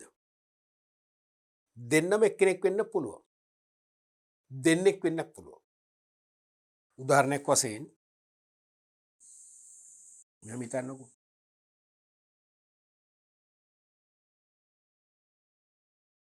දැන් පේතම අපි චෙක් එකක් අන කරනවා ඒට ගෙවනු කියලා. හරිද? එහෙම අන කළොත් මෙයා කවුද? මෙයා තමයි ආදායකයා කියන්නේ. මේ ආදායකය. දැන් මේ චෙක්පත ඒ අතේම තියෙනවා කියලා හිතන්නකෝ දින කීපයක්. දින කීපයක් යනකම්ම ඒ වෙන කාටවත් මේ චෙක් එක දෙන්නේ නැහැ. එයාගේ අතේ තියාගෙන ඉන්නවා. ධාරකයා කවුද? ඒත් එයාමයි. එහෙමනම් මේකේ සදාතනික නිගමනය මොකද්ද? චෙක්පතක නම සඳහන් ආදායකය අත චෙක්පත තිබෙන තුරු චෙක්පතෙහි නම සඳහන් ආදායකය ළඟ චෙක්පත තිබෙන තාක් කල් ආදායකයයි ධාරකයයි දෙන්නම එක්කෙනයි. පැහැදිලිද? නමුත් ආදායකයා මේ චෙක්පත කාට හරි අන්සතු කළොත් ආදායකය ධාරකයා දෙන්නෙක් වෙනවා. ඉතින් මේ චෙක්පත ඒ දෙනවා බීට. බීට දුන්නම දැන් මේ චෙක්පතේ තියෙන්නේ ට ගෙවනු. කාට ගෙවනුද? ඒ විසින් මේ චෙක්පත බීට පවරා දෙනවා. දුන්නම දැන් මේ චෙක්පතේ තියෙන කාගේ නමින් ගෙවනු කියලාද? ඒත් තියෙන්නේ එහෙමනේ, මේක වෙනස් වෙන්නේ නැහැ. ඉතින් දැන් අපි දැන් බීට එනකොට බීට බී අතර මේ චෙක්පත එනකොට ඒ කියන නම මැකිලා බී එනවනම් ඔන්න හරි. එහෙම වෙන්නේ නැති. එහෙමනම් හොල්මනක් වෙන්න එපා. එහෙම වෙන්නේ නැහනේ. තේරෙනවද? ඒගෙන් බීට දුන්නත් ඒ චෙක්පතේ නම සඳහන් කෙනා ඒමයි. ආදායකයා එයාමයි. ඒමයි. හැබැයි දැන් ධාරකයා නෙවෙයි. ධාරකයා කවුද? දැන් ධාරකයා තමයි මේ ඉන්නේ. මෙයා තමයි ධාරකයා. කවුද බී? පැහැදිලිනේ? අපි තුන් බී මේ චෙක්පත පවරනෝ සීට. සීට පැවරුවත් ඒ චෙක්පතේ නම සඳහන් වෙන්නේ කවුද? එයා තමයි ආදායකයා. දැන් ධාරකයා කවුද? සී.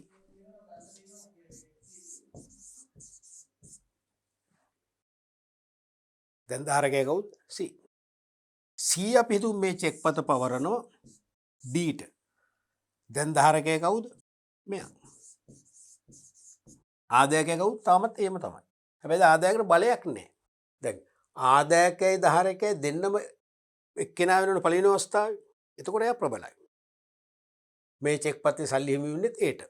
දැන් මෙතනදී B අතර ගියාම ධාරකයා B දැන් චෙක්පතේ නම සඳහන් ආදායකයා ඒ වුණාට එයාට බලයක් නැහැ.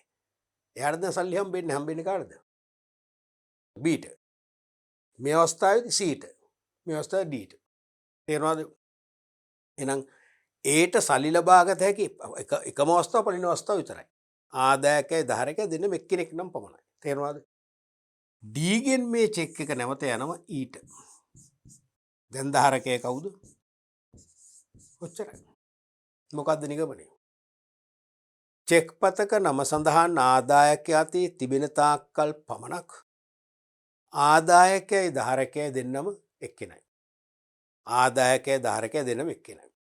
නමුත් ආදායකයා චෙක්පත වෙනත් කාට හරි පවරා දුන් සැනින් ආදායකයයි ධාරකයයි දෙන්නේ. දැන් ඒගෙන් බීට දුන්නම ආදායකයා ඒ.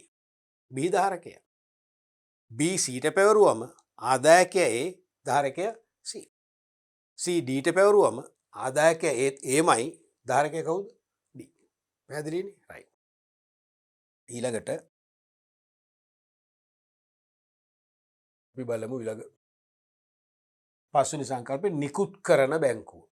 නිකුත් කරන බැංකුව නැත්තම් ගෙවන බැංකුව කියන්නේ තෝකමයි. නිකුත් කරන බැංකුව. නැත්තම් ගෙවන බැංකුව. නැත්තම් අනලත් බැංකුව. අනලත් බැංකුව. නැත්තම් අනලදු කියලා අපි ඉස්සෙල්ලා කතා කරත් ඕකම තමයි. අනලදු. අනලදු. හරිනේ? එක්ක නිකුත් කරන නැත්තම් නිකුතු බැංකුව, නැත්තම් ගෙවන බැංකුව, නැත්තම් අනලත් බැංකුව, නැත්තම් අනලදු. ඉෂුවින් බැංක්, නැත්තම් පේයින් බැංක්, නැත්තම් ඩ්‍රෝවි. මොකද මේ කියන්නේ? ජංගම ගිණුම් හිමියාගේ බැංකුවයි. ජංගම ගිණුම පවත්වාගෙන යන ජංගම ගිණුම් හිමියාගේ බැංකුව තමයි මේක දහස් කරන්නේ. ඉන් නිකුත් කරන චෙක්පත් වලට ගෙවීම් කරනුවේද එම බැංකුවමයි. එහෙනම් මම ජංගම ගිණුමක් පවත්වාගෙන යනවා කියලා හිතන දරුවනේ නුගේගොඩ ලංකා බැංකුවේ. එහෙනම් නුගේගොඩ ලංකා බැංකුව තමයි මේ ගෙවන බැංකුව කියන්නේ. නිකුත් කරන බැංකුව කියන්නේ. අන්ලත් බැංකුව කියන්නේ. හරිද? දැන් මේවා කටපාඩම් කරන්න එපා කියලානේ මම ඉල්ලන්නේ. කටපාඩම් කරන්න බෑ. එපා. ඇයි මේක නිකුත් කළ බැංකුව කියන්නේ? නිකුත් කළ බැංකුව කියන්නේ නුගේගොඩ ලංකා බැංකුවේ නම් මම ජංගම ගිණුම විවෘත කරන්නේ මට චෙක් පොත නිකුත් කරන්නේ කොහෙන්ද? නුගේගොඩ ලංක බැංකුවේ. මට චෙක් පොත නිකුත් කරන්නේ නුගේගොඩ ලංක බැංකුව නිසා. එහෙනම් අපි යාට කියනවා නිකුත් කරන බැංකුව නැත්නම් නිකුතු බැංකුව කියලා. එක්ක නිකුත් කරන බැංකුව නැත්නම් නිකුතු බැංකුව කියන්නේ එතකොට ඒකමයි. නිකුතු බැංකුව. නිකුතු බැංකුව. හරිනේ. හැම එකකටම තර්කයක් තියෙනවා. මට මම ජංගම ගිණුම විවෘත කරේ ලංක බැංකුව. මට චෙක් පොත නිකුත් කරේ ලංක බැංකුව. එහෙනම් නිකුතු බැංකුව කියන්නේ ඒකයි. ඇයි ගෙවන බැංකුව කියන්නේ? දැන් මම ඔය ලංක බැංකුවේ චෙක් පොතෙන් චෙක් එකක් කඩලා නැත්නම් චෙක් එකක් ලියනවා බීට රුපියල් ලක්ෂයක් ගෙවනු කියලා. බී ඔය චෙක් එක අරන් යනවා කොහෙටද? ලංක බැංකුවට. ගෙවන්නේ කවුද? ලංක බැංකුව. එහෙනම් ලංක බැංකුවෙන් තමයි මේ ගෙවන්නේ. චෙක් පොත නිකුත් කරන්නේත් ලංක බැංකුවේ. ඒ නිකුත් කරන චෙක් පොතෙන් මම චෙක් එකක් අන කරලා යවුවම කාට හරි ගෙවන්න කියලා ගෙවන්නේත් කවුද? ඒ බැංකුවමයි. ඒ නිසා අපි ඒකට කියනවා ගෙවන බැංකුව කියලා.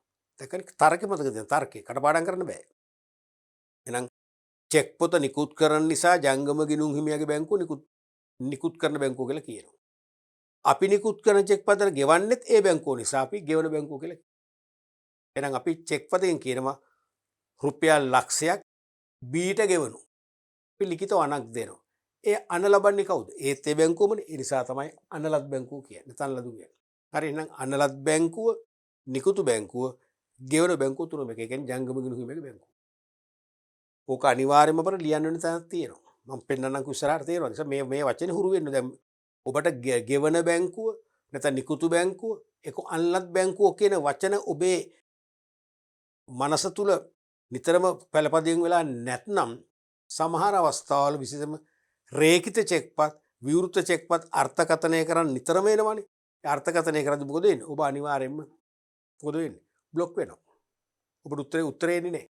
මොකද මේ පදේ අපිට ඒ කියන්නේ හිතාමතා නෙවෙයි ඔටෝමැටිකලි නිරායාසයෙන් අපේ උළුගෙඩියට එන්න ඕන. ආවොත් අපට උත්තරයක් එළියට එන්නේ. පැහැදිලිද? අනික රැස් කරන බැංකුව කලෙක්ටින් බැංක්. මේ කියන්නේ එක් බැංකුවක් නිකුත් කළ චෙක් පතක් වෙනත් බැංකුවක් විසින් ගිණුමකට බැර කිරීමට බාර ගන්නා විට එම බැංකුවම ඉන්න දහස් වේ. දැන් මම උදාහරණයක් ගත්ත මම නුගේගොඩ ලංකා බැංකුවේ කරන්ට් account එකක් ඕපන් කරලා චෙක් පත් මගින් ගනුදෙනු කරනවා කියලා. හරිද? මම එහෙනම් නුගේගොඩ ලංකා බැංකුවෙන් නිකුත් කරපු චෙක් පොතෙන් මම චෙක් එකක් අන කරලා ඔබට රුපියල් ලක්ෂයකට දෙනවා. ඔබේ ගිණුම තියෙන අපේ තුමු සෙලාන් බැංකුව මීගමු ශාඛාව. නම් ඔබ සෙලාන් බැංකුවේ ඔබේ ගිණුමට ඒ චෙක් පතේ වටිනාකම රැස් කරන්න කියලා බාර දෙනවා. දුන්නම සෙලාන් බැංකුවෙන් ඒ චෙක් පත ලංකා බැංකුවට එවන්න ඕන නුගේගොඩට එවන්න ඕන. ආවම තමයි ඒකට සල්ලි තියනවද ගෙවන්න? අනකරු විසින් මම විසින් ගෙවීම නතර කරලාද? නැත්නම් චෙක් පත අන කරලා තියනව හරිද වැරදිද? තේරෙනවද? අත්සන වෙනස්ද? එහෙම ගෙවන්න බැරි හේතු තියෙන්න පුළුවන් නේ. එහෙම කියලා අනිවාර්යයෙන්ම ගෙවන බැංකුව ඒක ඕකේ කරලා යවන්න ඕනේ මේකම. තේරෙනවද? ඕකේ කරලා යවුවම තමයි ඒ චෙක් පතේ වටිනාකම ඔබේ ගිණුමට මොකද කරන්නේ? බැර කරන්නේ. නැත්නම් රැස් කරන්නේ. ඒ නිසා මීගමු සෙලාන් බැංකුව මොකද්ද? රැස් කරන බැංකුව වෙනවා. එhmenan යම්කිසි වාණිජ්‍ය බැංකුවක ගිණුම් හිමියෙක් නිකුත් කරන චෙක් පතක් තවත් බැංකුවක ගිණුමකට රැස් කරන්න බාරගත්තොත් අන්න යාට කියනවා මොකද්ද? රැස් කරන බැංකුව කලෙක්ටින් බැංක්. එතකොට දැන් කරන්ට් account මගේ තියෙන්නේ ලංකා බැංකුව ගාල්ල කියලා හිතන්නකෝ ගාල්ල.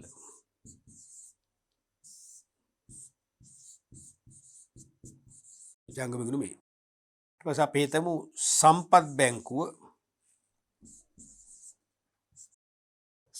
බැංකුව නුගේගොඩ කියලා හිතමු.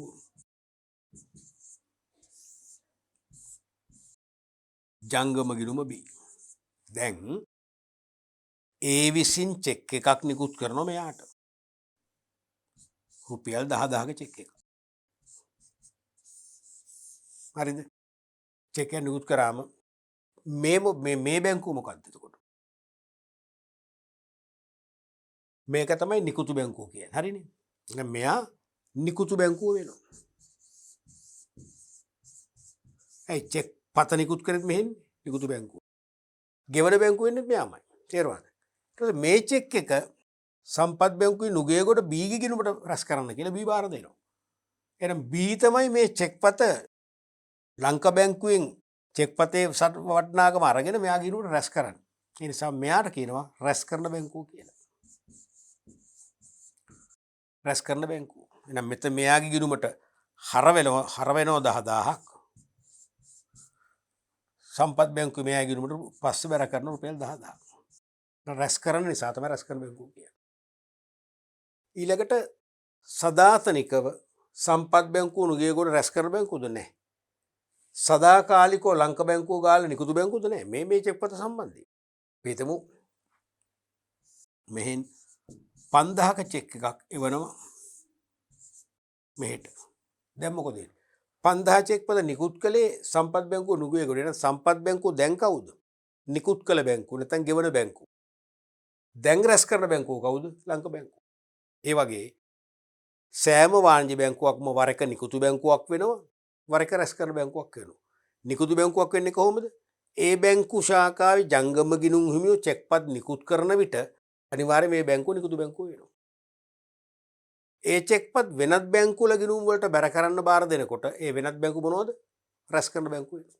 පැහැදිලිද? ඔන්න ඔය සංකල්ප පහ අනිවාර්යයෙන්ම මතක තියාගන්න ඕනේ. පැහැදිලිද? ඔව් දරුවනේ. එතකොට අපි දැන් මේ අද පටන් ගත්ත පාඩම් පරිච්ඡේදයෙන් වැදගත්ම කොටස් කීපයක් කතා කරා. අන්සතු කළ හැකි ලියවිලි කියන්නේ මොකක්ද? අන්සතු කළ හැකි ලියවිලි වල තියෙන ප්‍රධානම ලක්ෂණ මතකනේ? ලක්ෂණ තුනක් කිව්ව එකෙන් අන්සතු කළ හැකි බවේ සංකල්පයේ සාරය ක්‍රීම් එක වශයෙන් අපි කිව්වේ මොකක්ද? හොඳ හිතින් වටිනාකමක් අරඹයා පවරා ගන්නා විට පවරන්නාගේ හිමිකමේ දෝෂ වලින් මිදුණා වූ පිරිසුදු හිමිකමක් පැවරුම්ලාභියාට හිමි වන බව.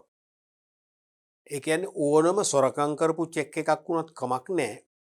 අපි බාරගන්නේ සොරකම ගැන නොදැන නම්, හොඳ හිතින් නම්. අපි ඒක ලබා ගන්නේ ගනුදෙනුවක් පියවා ගන්න නම් අපට පවරන්නාට ඇත්තේ සොර අයිතියක් වුණත් ඉන් බැහැර වූ පිරිසුදු අයිතියක් අපට ලැබෙනවා. ඒක තමයි අන්සතු කළ හැකි භවයේ සංකල්පේ ක්‍රීම් එක සාරය වශයෙන් අපි කිව්වේ. හරිද? ඊට පස්සේ පහසුයි නැතිනත පවරන්න පුළුවන් උපකරණයක් කියලා කිව්වා. උපකරණයේ මැත්තේ උපකරණේ දරන්නාට තමා නමින් නඩු පවරන්න පුළුවන් කියලාත් කිව්වා. එක්කම අපි චෙක්පත් ගැන කතා කරන්න ගත්තා. චෙක්පත් මගින් ගනුදෙනු කරන්න නැත්නම් නිකුත් කරන්න නම් ජංගම ගිණුමක් අවශ්‍යයි. චෙක්පත් භාවිතා කරන්න ගනුදෙනු කරන්න ගිණුමක් අවශ්‍ය නැහැ කියලාත් කිව්වා. ජංගම ගිණුමක් විවෘත කරන ආකාරයත් අපි කිව්වා. ඊට අමතරව චෙක්පත් සම්බන්ධ මූලික සංකල්ප පහක් අපි කිව්වා. අනකරු, අනලදු, ආදායකයා, ධාරකයා, නිකුත් කරන බැංකුව, රැස් කරන බැංකුව. ඒක අපි කිව්ව විශේෂයෙන්ම නම් කරන චෙක්පත මත නම් කරන තැනැත්ත තමයි ආදායකය කියන්නේ. කිසියම් දිනකට චෙක්පතේ වටිනාකම ලබා ගැනීම නම් කරන තැනැත්තම ආදායකය කියන්නේ. ඔහු අතේ තිබෙන තාක්කල් ආදායකය ධාරකය දෙන්නම එක්කෙනෙක් කියලා කිව්වා. නමුත් ආදායකය වෙනත් කෙනෙකුට චෙක්පත අන්සතු කළ වහාම මොකද අලුතෙන් අන්න ධාරකයෙක් බිහි වෙනවා. ඒතර ආදායකය ධාරකය දෙන්නෙක් කියලා කිව්වා. පැහැදිලිනේ? රයිට්. අපි ඊළඟ පාඩම් පරිච්ඡේදයෙන් චෙක්පත් වල ලක්ෂණ ඇතුළු ඊළඟ සංකල්ප දිගහරින්න බලාපොරොත්තු වෙනවා.